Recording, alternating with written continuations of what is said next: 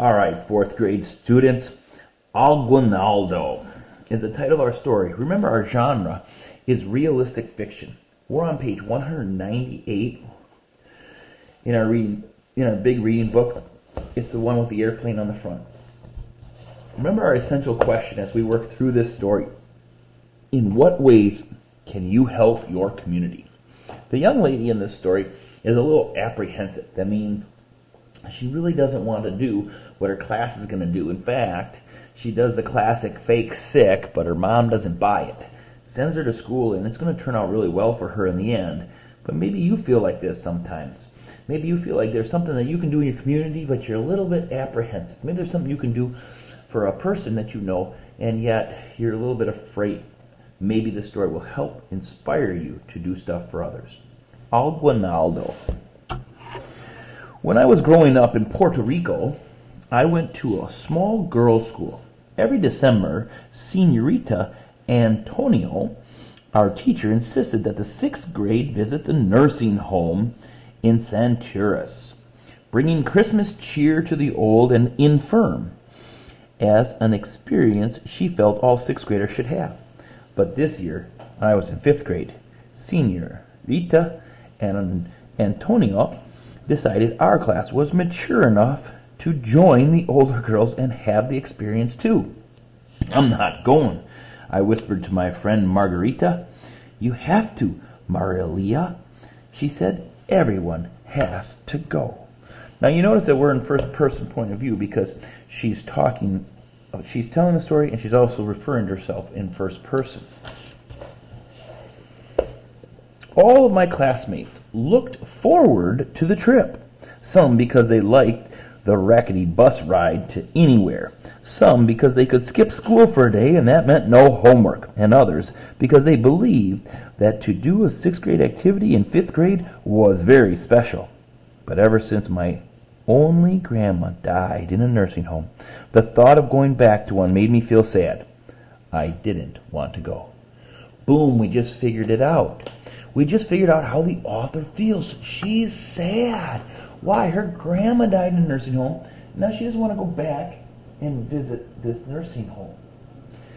As I sat in my desk coloring the Christmas card that I was assigned to make for a resident, a person who lives in a nursing home, I tried to figure out how I could skip this field trip. Maybe they would let me help in the library. Maybe I could write a special book report at school while they were out. Or better yet, I could wake up ill and stay home from school. As soon as the recess bell rang, I ran over to the library to try out my first plan. Hola, Margarita, Senor Colozo greeted me. Hola, Senor Colozo, I said, smiling sweetly. I came to ask you if I could stay here tomorrow and help you paint posters for the book fair. I really don't mind spending the whole day at the library. Aren't you going on the field trip tomorrow, Senor Colozo asked. My class is going, but I could be excused if you need my help. The librarian thanked me and said that if I wanted to help, I could just join the other students who had already volunteered to stay after school and do the posters, biting my lower lip. Now, hopefully you guys know what that means. Sometimes when you're about to cry and you bite your lower lip, it's a way of trying to stop yourself from crying. I left the library in a hurry. It was time to try my second plan. Outside, seated on the polished tiles of the covered corridor, my friends were having a tournament of jacks, but I didn't join them. Instead, I marched right to the 6th grade classroom. Senor Antonio was grading papers at her desk, and I went in. Senor Antonio, I said softly. Yes, Marilia, Senor Antonio answered. I stared for a moment at the buckles on my shoes, then without looking up, I took a deep breath, swept back my black curls, and asked, May I stay at school tomorrow and do an extra book report? I'm afraid not, Marilia, Senor Antonio said firmly. Tomorrow is our trip to the nursing home. Both the 5th and 6th graders are going, but if you want to do an extra book report, you can do it over the weekend. These teachers are so smart. The librarian's like, yeah, stay after school and help. And the teacher's like, yeah, do extra work. Do it over the weekend when you're supposed to be playing away from school. Oh, brother. I glanced across the room. to the trays of besito de coco, the coconut sweets that the sixth graders had prepared to bring to the nursing home residents as an alguinaldo. Alguinados, surprise Christmas gift. So inside of this sentence, we have no idea what this alguinados are. In fact, when I read the title, I thought maybe it was the name of a character in the story, but no, it is a surprise Christmas gift. Notice they give us a definition right there. That's called an appositive when they have a comma, the definition and a comma, and it goes back and it tells what the word before it means. Were fun to receive, but still I wasn't going, so it wasn't my concern. I whispered thank you to the teacher and left. These three little dots mean there's a little bit of time change here now. Different setting. That evening, at dinner time, I put my third plan into action. To my parents' surprise, I had 2 big helpings of rice and kidney beans, 2 helpings of Mummy's tabelanique for dessert, and 3 glasses of mango juice. I never ate so much. I figured that with all this food, I was sure to get indigestion. I went to bed. Indigestion is a fancy word for a stomach ache. I went to bed and waited. I tossed and turned. I waited for several hours expecting my stomach ache any second, but instead, the heavy meal made me tired, and I fell sound asleep. Can you visualize this? Marlarita does not want to go to the trip at the nursing home. Which words on this page help you visualize Marlarita's desperation? Which one helps her see that she's desperate not to go? Was it the words about her eating and wanting to get a stomach ache?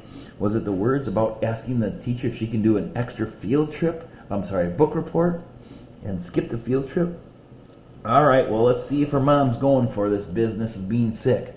Marlia, get dressed, Mammy called early the next morning. We have to leave for school soon.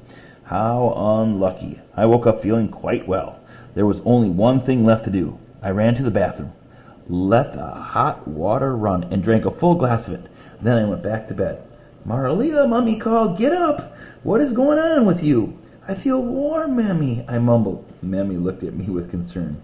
She touched my forehead and my neck. Then she left the room, and in a few minutes came back with a thermometer in her hands. I opened my mouth, and she slipped it under my tongue. When the time was up, Mammy pulled out the thermometer and read it. 106 degrees. Now, if you had 106 degrees fever, you'd probably be dead. 106 degrees, she exclaimed. That's impossible. You look perfectly fine to me. After a little questioning, I confessed that what I had done. I told Mammy how much I didn't want to go on the field trip. You know, Marlia, she advised, you might enjoy yourself after all. Besides, I've already promised Senior Antonita 2 trays of temblique to bring as an alguinaldo to the residents of the home. Remember, that means a Christmas gift. Surprise Christmas gift. Maybe you guys should start working on an alguinaldo for your parents for Christmas. And if you can't think of one on your own, remember, next week I'm sending home those vases for you guys to do for your parents. There was no way out. I had to go. Passage of time, the 3 little dots there. In the big lobby of the nursing home, paper streamers hung from the tall windows. The residents were scattered everywhere. Some were seated on couches. Some were in wheelchairs. Some walked clutching onto walkers. A nurse hovered over a group of men as she dispensed pills. Senior Antonio took out her guitar, and at the sound of the first bar, we began to sing a melody of carols. Several of the girls accompanied with maracas, gyro, and palitos. I got no idea what any of those are besides the maracos. These are the maracos here. But these other things must be different things that make noise as well. Meanwhile, the residents clapped and sang along while a 6th grader passed around our cards for us to give to them later. As I watched how happy our music made the residents, memories of my grandma rushed to me. Here's kind of our flashback here. She's thinking about her grandma, making me dizzy with sadness. Suddenly, I saw that everybody was visiting with the residents. I was alone. I didn't feel like joining one of the groups. Maybe I could quietly slip away until the visit was over. I hoped it would be soon. Then I noticed a chair against the yellow wall. I sat there, still holding the card I had made. Across the room, there was a frail old lady in a wheelchair. She was alone, too. I looked at my card again. It was rather pretty. I had painted it with shades of blue and gold. Maybe I could just hand it to her and leave. It might brighten her day. So gingerly, remember that's cautiously, I crossed the lobby and stood next to her. See, here she is right here. "Who is there?" the old lady asked as she coquettishly fixed her silver bun on the light touch of her manicured hand. "My name is Maralia," I said. "I brought you a card."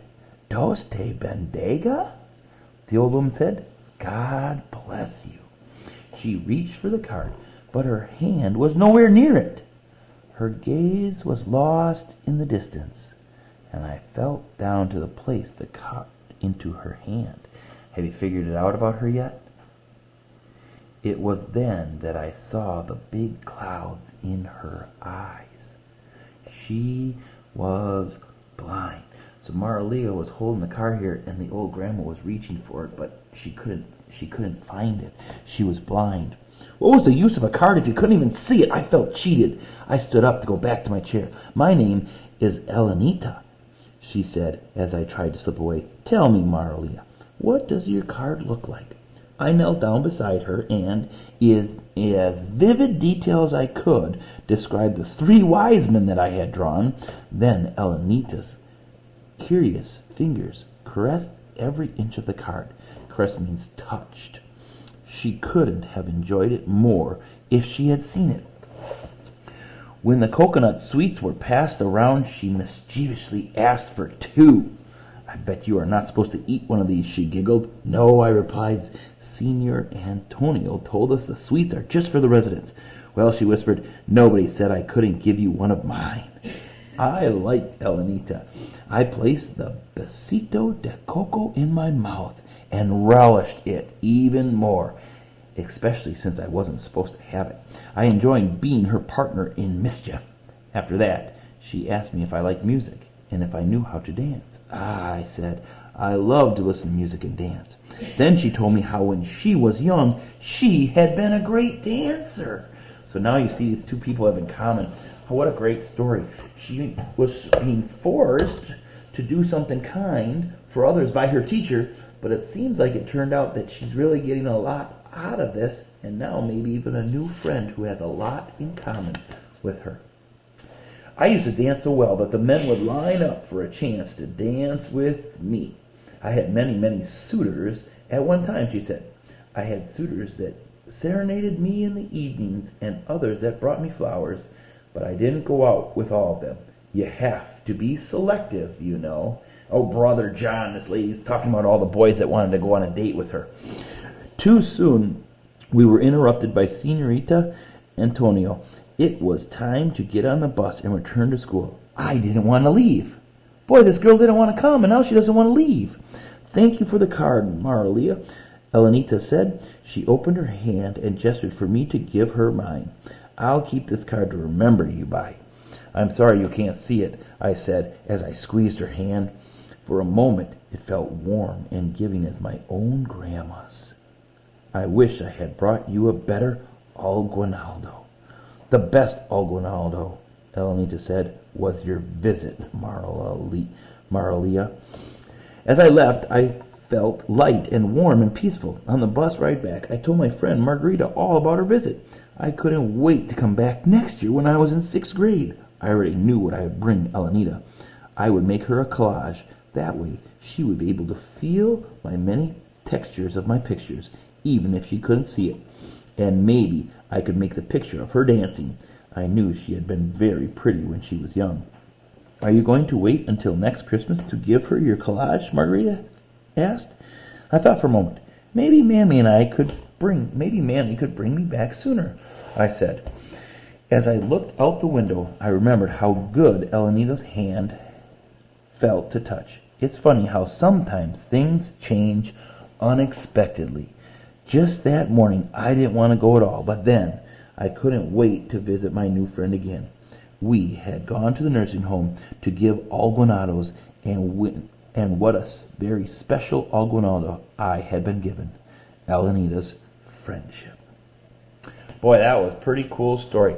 Maybe you guys should think about a person that may be older than you, maybe very old, that you could do something special for and make their day. And in return, you doing an act of kindness would fill your heart with warmth.